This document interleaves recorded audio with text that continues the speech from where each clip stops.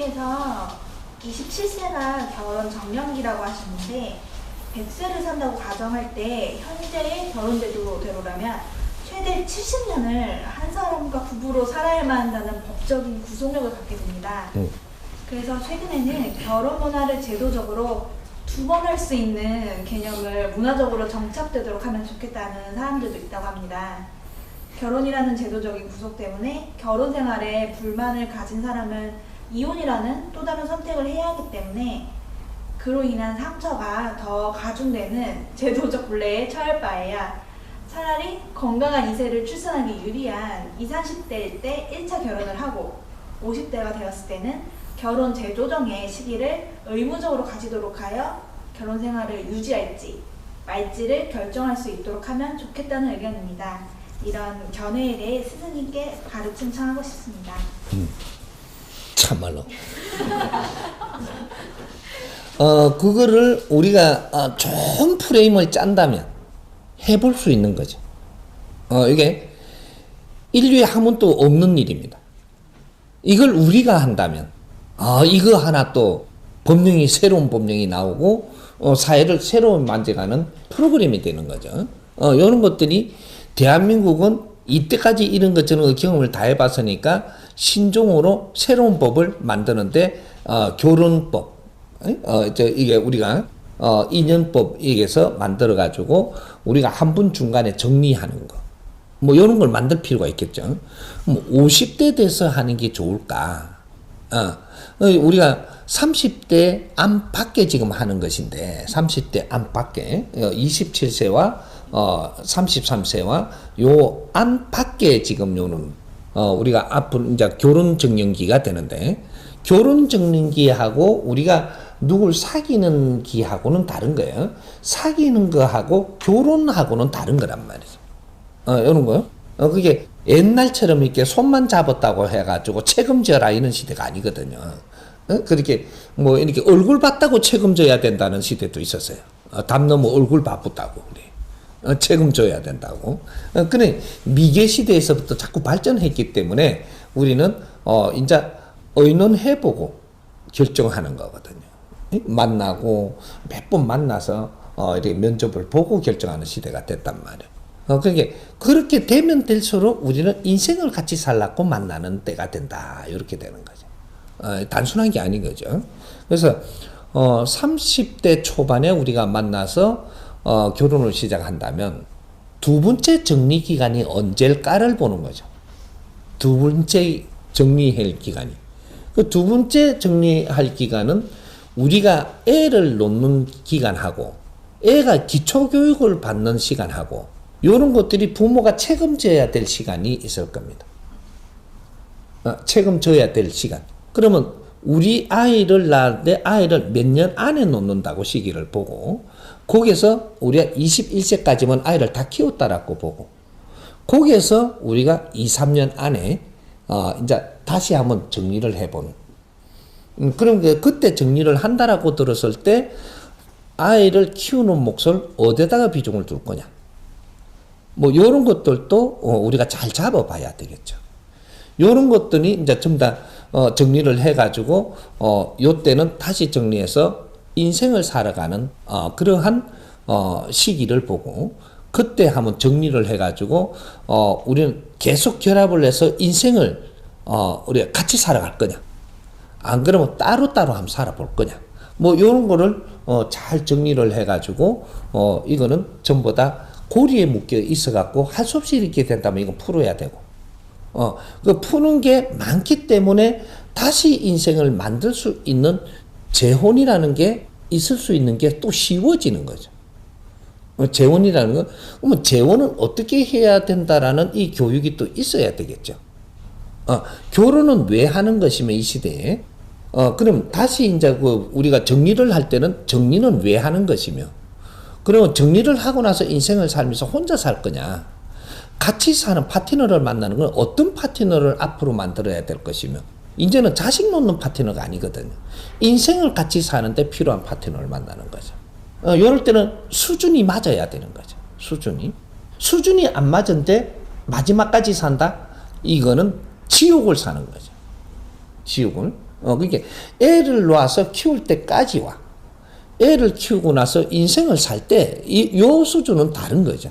그래서 그렇게 맞추어서 두 분을 결혼할 수 있는 법령을 만든다면 그거는 대한민국이 인류에 앞서가는 그런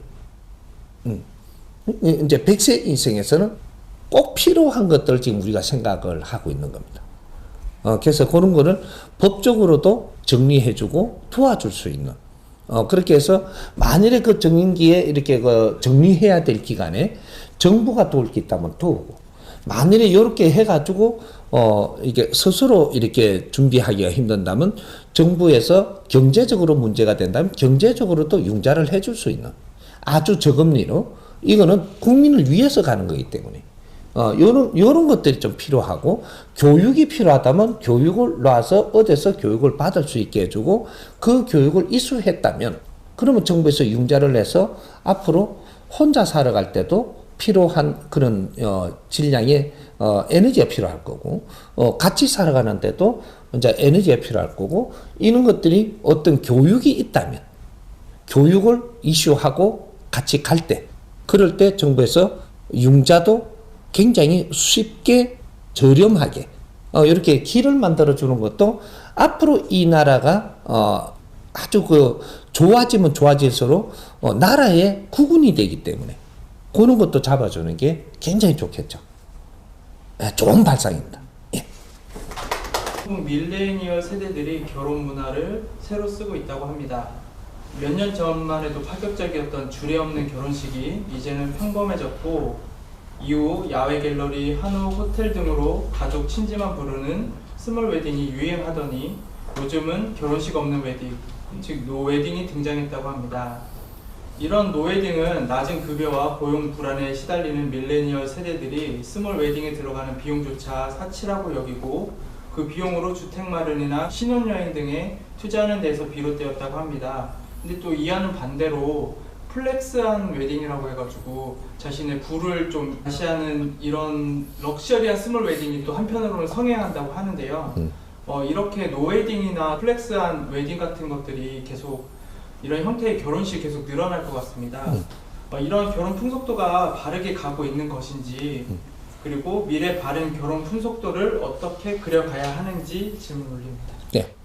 이건 굉장히 고무적인 일이고 바르게 가는 거죠. 바르게 가는 거고 결혼이라고 하는 것들이 우리가 이때까지 하던 저 선천시대 마지막에 지금 있었던 거는 뭐든지 단체로 해가지고 뭐든지 함으로써의 이런 거를 해 본 거죠. 단체로 해가지고. 근데 결혼을 할 때 어떻게 해야 되는가에 그 명분이 있는 거죠, 이제. 명분 없는 결혼을 하면 100% 실패한다고 보면 되죠. 앞으로 결혼은 명분 있는 결혼을 해야 돼요. 명분에 따라가지고 결혼하는 방법이 다 뒤틀어지는 거죠. 틀려진다, 이 말이죠.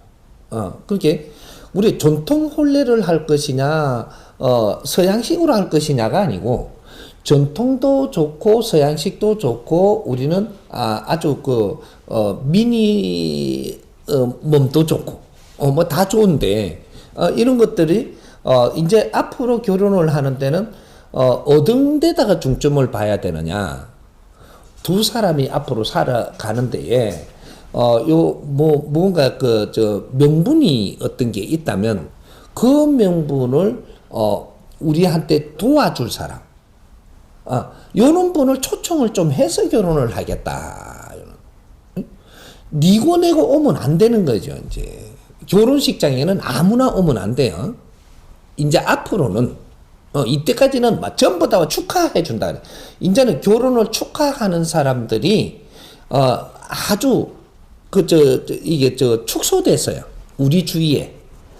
우리 결혼을 축하해 주는 게 아니고, 그냥 축하해야 된다 하니까 쫓아간 거지. 그 다음 축하한다고 같이 박수치고 같이 어울려 주는 거지. 그게 풍성한 거라고 생각을 했단 말이에요. 이거는 우리가 그만큼 모여서 그만큼 그렇게 했는데 우리가 실패를 했을 때 그 값을 다 지불해야 됩니다. 그 사람들 시간 뺏은 것도 지불해야 되고 모든 걸 지불해야 돼요. 잘못 살았을 때. 이래서 실패할 때 굉장히 힘든 거예요. 그러면 결혼을 하는데 명분이 어떻게 돼야 되냐? 이것도 이제 결혼의 법칙이 있어야 되겠죠. 있는데 명분에 맞게끔 축하해 줄 사람이 있고, 또 명분에 맞게끔 이쪽에 에너지를 받아야 될 사람들이 있고, 또 명분에 맞게끔 우리가 동참하고 약속을 하는 데에 정인이 될 사람이 있어야 되겠고, 뭐 이런 것들. 그래서 이는 신임이 있는 분들하고 이런 분들이 모인 앞에서 우리가 어떤 명분으로 어떻게 결혼을 하고자 한다라는, 이렇게 해서 축하를 받아야 되는 거예요. 그러면 축사가 우리 뜻을 이렇게 놓은 거를, 이걸 축사를 해야 되는 거죠. 주례를 보는데 주례가 자기가 써온 걸 갖고 읽어요. 그래 놓고 우리는 그럴 뜻이 없는데 그렇게 하라 그럽니다. 이거는 잘못된 거죠. 가면 갈수록 그렇게 돼가 있는 거예요. 그러면 우리가 주례를 하려 그러면 너희들이 어떻게 살고자 하는 거를 편지를 써든지 그런 거를 기획을 잡든지 해갖고 이걸 가져와 봐라. 거기에 내가 주례에 마땅한 사람인지 그걸 내가 먼저 보고 그때 결정하겠다. 여기 정확한 거예요. 그러면 너희들이 그렇게 하고자 하는 이 결심이 뚜렷하고 명분이 있으니까 내가 그 참석을 해서 너희들한테 복을 줘야 되는지, 내가 증명을 해줬다면, 예를 들면 그래요. 우리가 지금 여기서 지금 결합을 하는데 신한테 지금 이거 보고를 올려주고 있는 거예요. 주례라는 것은 주례를 바르게 알아야 돼. 주례는 하늘에 보고 올리는 자리예요. 요걸 주관하는 중간 신이 주례예요. 이거 이제 확실히 알아야 돼. 그래서 내가 신의 대역을 할 수 있는지를 봐야 되는 거야. 너희들 정도는 내가 대역을 해서 변호를 할 수 있겠다. 하나님한테. 자연에 고할 수 있겠다. 요 자리에 서는 게 주례 자리입니다. 주례 자리가 한 번에 서버리면 너거는 깨져, 조금씩. 왜? 바르게 안 됐기 때문에. 이제 앞으로는 정법 시대예요. 정법 시대는 바른 법칙을 찾아서 행하며 사는 거예요. 이런 거니까. 그러면 주례도 바르게 서야 되고, 그러면 주례 서는 사람을 우리가 할 수는 없으니까 주례할 사람을 선배님을 하든, 은사를 하든, 깨우친 분을 하든, 무슨 우리가 존중할 분이 하든, 이렇게 하는 거예요. 그러니까 여기 제자 중에 제자입니다. 그래서 요 사람들이 하는 것은 지금 결혼할 사람들과 부모님들과 주위에서 같이 일에 동참하는 분들의 요런 설계를 가져오라. 이걸 전부 다 도장을 다 받아오라 그래. 설계를 해서. 그러면 요걸 쳐다보고 당신들이 이러한 이념을 가지고 세상을 열고자 하니 내가 주례를 하겠노라. 탁 찍는 거지. 여기 정상적인 주례. 이때까지는 해본 거고 이제는 진짜 바르게 해야 되는 거죠. 이런 거. 그래서 우리 둘이서 해도 돼요. 둘이서 설계를 가져와라. 그러면 이렇게 볼 때 너 부모들은 없느냐? 부모들이 이만큼 같이 오는데 빼놓고 할 수 있느냐? 나는 그 주례는 못 한다. 뭐 이런 거를 갖다 동참시키기 위해 가지고 이런 그 설계를 가져왔으니까 주례가 부모님한테 가서 이렇게 하고자 하는데 이거 동참해 주시죠. 그럼 제가 주례 보겠습니다. 이런 것들도 하나의 변호사 역할을 한다라고 보면 돼. 신과 우리의 변호사가 주례, 제자다 이 말이죠. 그런 것들이 변호사 역할을 한다. 결합시켜주고 한 인생들의 가정을 만들어주고 거기에 기운을 내려주는 이런 역할을 하는 게 주례예요. 그래서 우리가 그런 그 주례를 서양에서 할 때는 목사한테 한다든지 하는 것이 하느님 제자한테 한다라는 소리인 거죠. 그래서 그게 증명받았다 해갖고 우리는 사는 거예요. 하는 건데 그렇게 하는 것들을 우리가 많이 봤고 정보를 받았으니까 바르게 하는 법칙을 우리가 찾아서 정법 시대를 열어야 되는 게 홍익 인간들이죠. 그래서 요는 주례 역할, 이거는 지금 목사 이거 자격증 받은 사람뿐이 아니고 주례를 볼 수 있는 기운을 가진 사람을 찾아라. 요런 거죠. 그게 하늘의 기운을 내려줄 수 있고 연결시켜 줄 수 있고 그 장계를 올릴 수 있고. 그렇게 요렇게 주례를 했다면 요걸 가지고 내가 100일 동안 기도를 한다든지 여러 가지를 또 해줄 수 있는 거죠. 그런 거는 그 이제 주례의 그 이제 질량에 따라서 다스려 줄 수 있는 이런 걸 만들어 가겠죠. 근데 그는 이제 홍익 지도자들도 전부 다 주례가 될 수 있어야 되는 요런 시대죠. 그러면 앞으로는 홍익 지도자들이 신의 중간에서 역할을 해줄 수 있도록 내가 성장을 해야 됩니다. 영적인 힘도 가져야 되고, 신에게 우리가 이끌어주는 사람들을 길을 열어줘야 되고, 이런 걸 다 해야 되거든요. 그게 홍익 지도자들이야. 이게 이제 어떤 종교 지도자들이다가 아니고, 진짜로 자연의 일꾼들을 지금 키워내는 게 홍익 지도자다. 이렇게 보면 되는 거예요. 이해되세요? 홍익 인간들의 결혼에 대한 명분이 또 중요하게 될 것 같습니다. 후천 시대에 이제 사는 홍익 인간들은 나를 갖춰서 많은 사람들을 이롭게 할 수 있는 어떤 이런 일과 의무를 하는 데 있어서 결혼이 필요한가 아닌가에 따라서 결혼을 해야 되는지 안 해야 되는지가 좀 나뉠 것 같은데요. 그렇게 봤을 때 예를 하나 들자면 음과 양이 만나야지만 더 큰 일을 할 수 있는 한 가지 에너지를 있기보다는 이런 명분이 있어서 결혼을 하는 경우가 있을 것 같고, 또 반대로는 이런 음과 양의 에너지는 꼭 결혼을 해야지만 이루어지는 것인지, 아니면 정말 마음 맞는 팀원들과 같이 일을 하는 관계에서도 이런 음양의 시너지가 생길 수 있지 않는지 하는 거기에 대한 비혼의 명분이 있을 것 같습니다. 여기에 대해서 좀 풀어주시면 감사합니다. 네. 우리가 팀 구성원을 만드는 거하고 결혼을 하는 거와 이거는 틀린 게 아니다.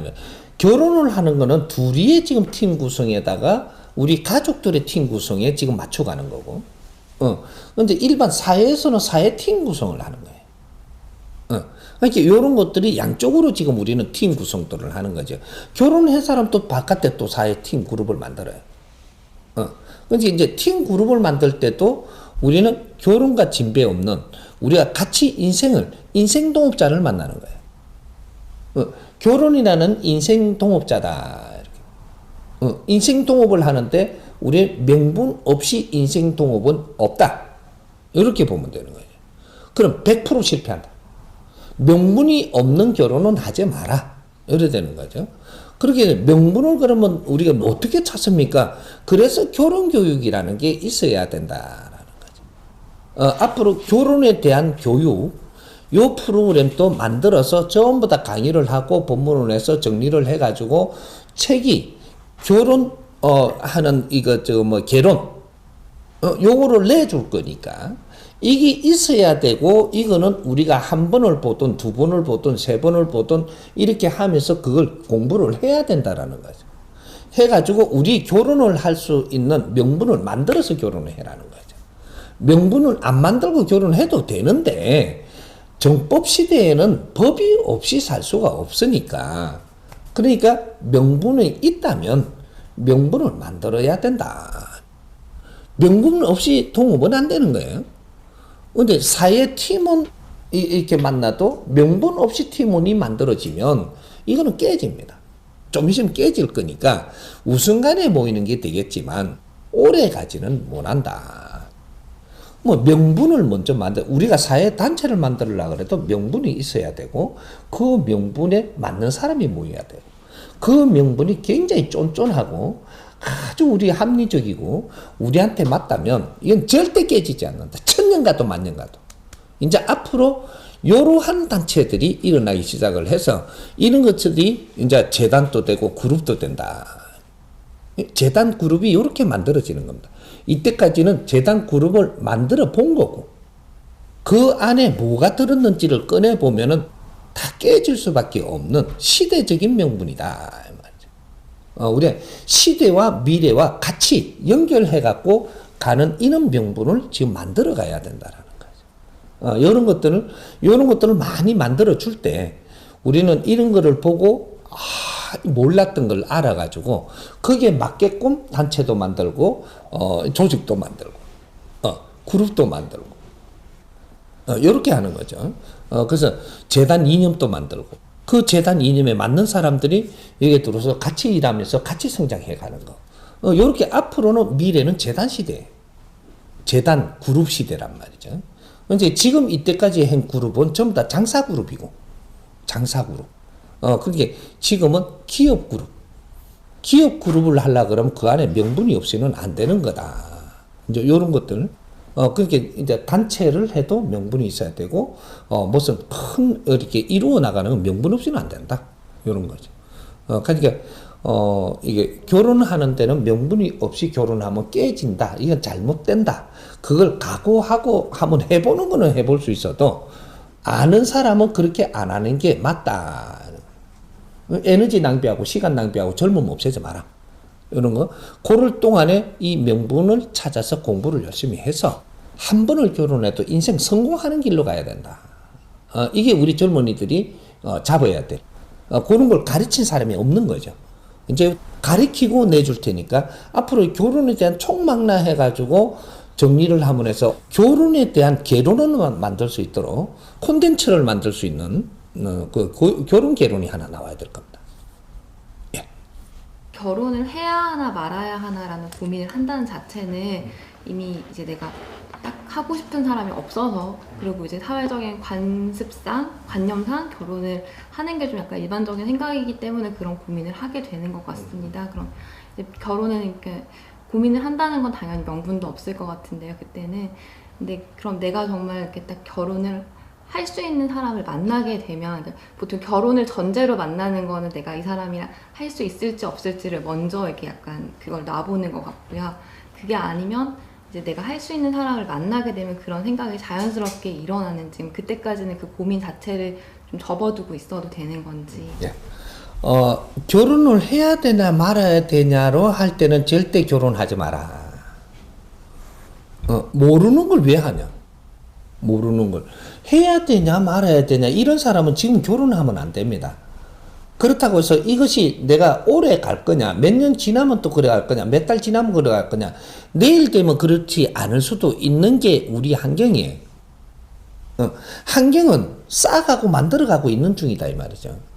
근데 내 앞에 지금 결혼 상대가 없으면서 그렇게 하는 수도 있고, 결혼 상대가 있는데도 해야 돼 이걸 말아야 돼, 그럴 땐 결혼하면 안 되는 거죠. 우리 결혼해야 되겠다 이래야 결혼하는 거죠. 단호하게 그냥 그래 키가 해야 되나 말아야 되냐가 70% 있다. 그럼 완전히 안 해야 되는 거죠. 뭐 30% 정도가 해야 돼 말아야 돼, 이때도 완전히 안 되는 거죠. 우리 결혼해야지 무슨 소리 하고 앉아 있어. 결혼하자. 그럼 결혼 왜 하는데 이렇게 명분이 있어. 그러면 내가 맞아. 그럼 결혼하는 거예요. 결혼할 때가 안 됐으니까 해야 되냐 말아야 되냐를 생각을 하는 거거든요. 근데 안 될 때 한 것은 잘못된다라는 거죠. 그때 결혼을 하는 게 아니었었는데가 정확하게 삶에서 나옵니다. 그럼 지금 잘못돼 가고 있다는 거거든요. 그러니까 이제 앞으로 결혼을 내고 우리가 결혼에 대한 공부를 바르게 시켜줄 때가 우리 젊은이들한테 있다면 그런 거를 조금 보고 나서 우리는 결혼할 때가 지금 됐다. 이러면 결혼하고, 결혼을 조금 꺼림직하다 그럴 때는 안 하는 게 맞습니다. 꺼림직한 걸 하면 안 돼요. 뭐든지 꺼림직한 거는 하지 마라. 그러니까 우리가 무언가를 이렇게 준비가 됐다면 꺼림직하지 않아요. 하면 되는 거지. 이렇게 누구한테 물어가면서 우리가 결혼할 때가 됐을까요? 할까요? 그러면 하지 마라. 그런 거 묻지도 말고 하지 마. 누구한테 왜 물어볼? 물을 만할 만큼 내가 지금 아직까지 결정이 안 됐다면 안 하는 게 맞다. 좀 천천히 하면 어떠? 이런 거죠. 그렇게 뭐든지 할 때는 선을 딱 넘어갔을 때 하는 거예요. 선이 여기 있을 때는 안 하는 거고, 일로 있을 땐 더욱 안 해야 되고, 생각조차 말아야 돼. 넘어갔을 때는 인자는 하면 돼. 이렇게 분별을 하면 돼. 오케이.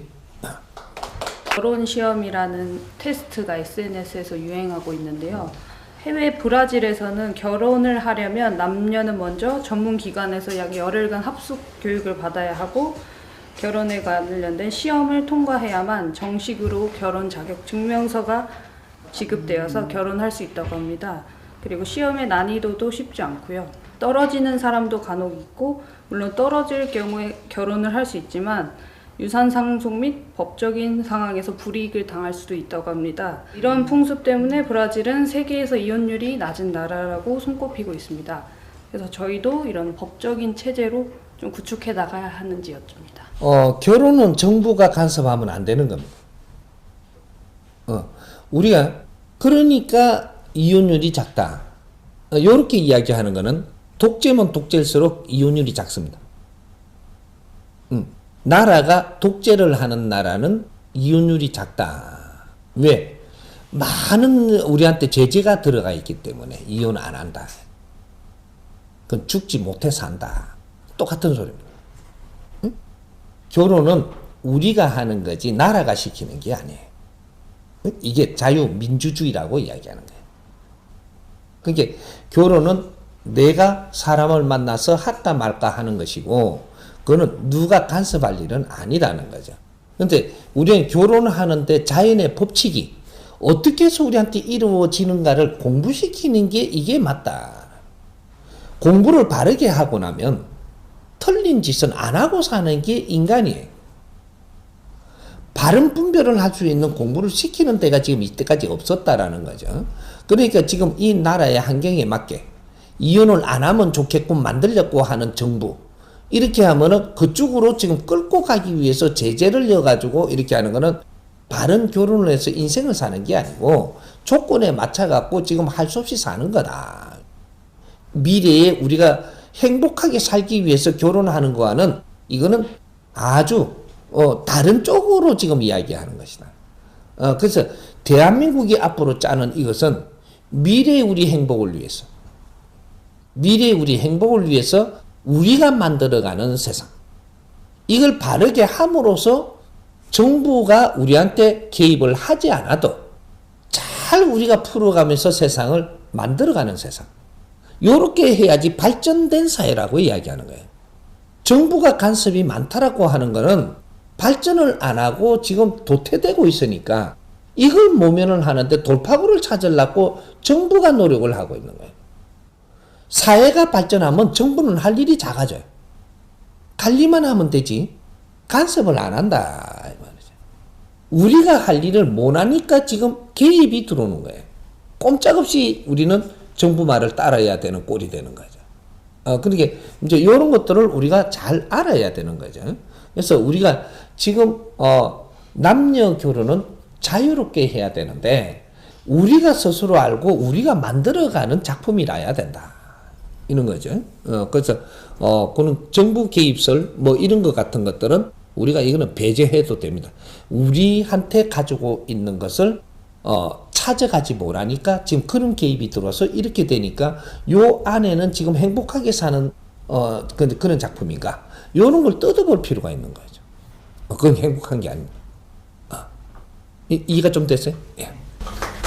남녀의 결혼에 대해서 풀어주셨는데요. 예. 제가 최근에 여성 두 분이서 한국인 여성 두 분이서 결혼한 이야기를 SNS에 올린 거를 본 적이 있습니다.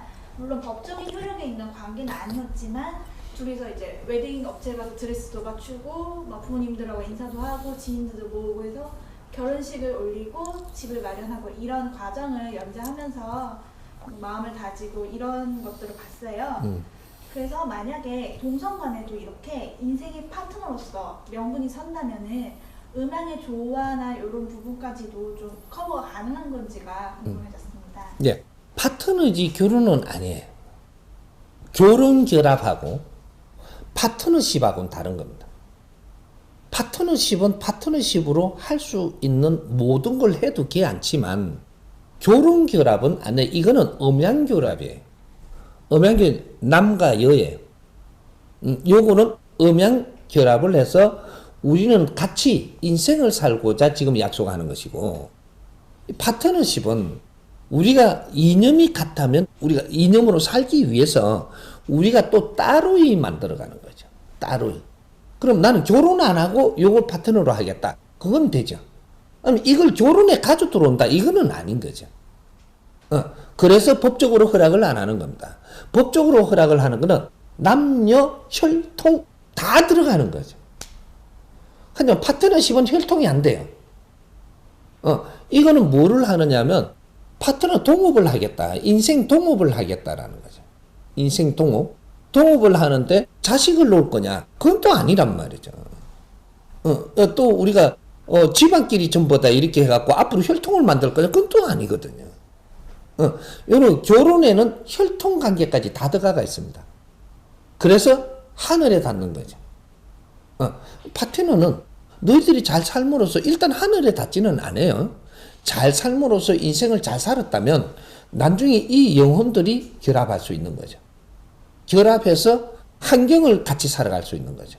요런 거지. 그러니까 결혼하고 그거는 조금 질을 달리 해야 된다. 남자와 남자가 우리가 너무 좋아서 같이 살 수 있습니다.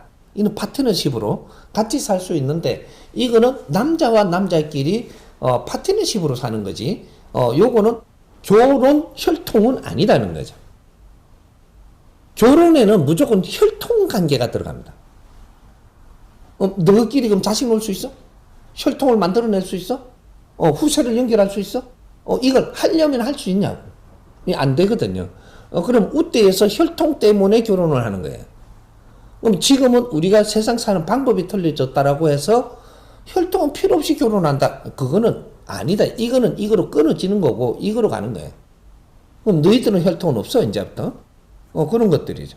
그러니까 이제 그런 것들은 우리가 분리할 필요가 있는 거 정확하게 나오면 정확하게 분리가 된다라는 거죠. 결혼과 파트너는 틀리다. 이런 거. 결혼 파트너와 친구 파트너가 틀리듯이 친구가 같이 살 수 있어요. 그리고 몸도 비빌 수 있고 뭐도 할 수 있고 너희끼리 뭔가 표현력을 할 수가 있어. 뭐 이렇게 할 수도 있지만 이거는 결혼의 파트너, 근데 결합 요렇게 해가지고 혈통도 전부 다 이게 연결되는 엄중한 여기에 들어오는 건 아니라는 거죠. 이거는 엄중한데고 혈통까지 엄중한데고 요거는 그런 데서 벗어난 하나의 사회적인 거. 요렇게 생각을 하면 되고. 그래서, 그걸 무슨 결혼이라 그래? 그거는, 동성이라는 거는 너희끼리 동성이지. 그거는 이 결혼하고는 관계가 없는 거예요. 결혼은 다른 거예요. 이 뿌리는 틀린 거다, 이 말이죠. 이건 틀린 거고, 요것도 우리가 같이 살수록 허락해도, 이렇게 하는 거는 너희끼리 같이 살아라지. 그거는 정부에서 허락해 주는 게 아니다, 이 말이죠. 친구끼리 같이 사는데 누가 뭐라 해? 밥도 같이 먹을 수 있고, 뽀뽀는 못 하냐. 걔 안 와요. 걔 안 오는데, 너희끼리 자식 놓을 건 아니잖아. 자식 놓을 수 있는 결합이 아니라는 거죠. 그러니까 그거는 좀 다른 거, 외로 가는 거죠. 오케이.